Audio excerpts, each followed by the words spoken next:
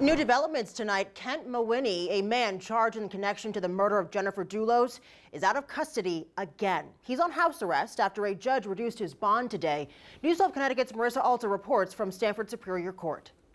Kent Mawhinney headed home following 2.5 months back in custody when his bond was raised to $1.5 million on allegations Mawhinney tried to cut off his court-mandated GPS ankle monitor.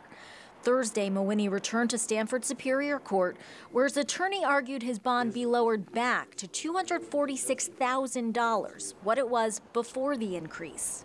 He had been free for about 2 years before October 3rd of this year without any violations.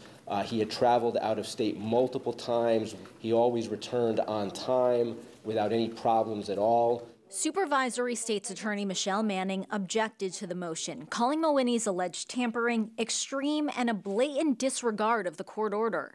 To go now, 2.5 months after his bond has been raised, and go back to what it was in the original bond, in the state's view, doesn't take into account the act that raised his bond to begin with. Judge Gary White said while he viewed what Mawhinney did unfavorably, he wanted to be firm but fair. White reversed his previous decision but added additional release conditions. Mawhinney will now be on house arrest with GPS and electronic monitoring. He can only leave for medical, legal, and religious reasons. Mawhinney previously pleaded not guilty to conspiracy to commit murder in the death and disappearance of Jennifer Dulos.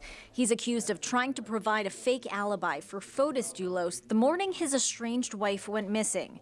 Jennifer Dulos' body has never been found, but she is presumed dead. Fotis Dulos killed himself while facing charges including murder, leaving his former girlfriend Michelle Troconis and Mawhinney to stand trial in the case. Mawhinney's case is on the trial list, but there's no date set yet. There's also no trial date for his co-defendant, Michelle Troconis. In Stamford, Marissa Alter, News 12 Connecticut. And Troconis has also pleaded not guilty to the charges she's facing. She's due back in court February 23rd.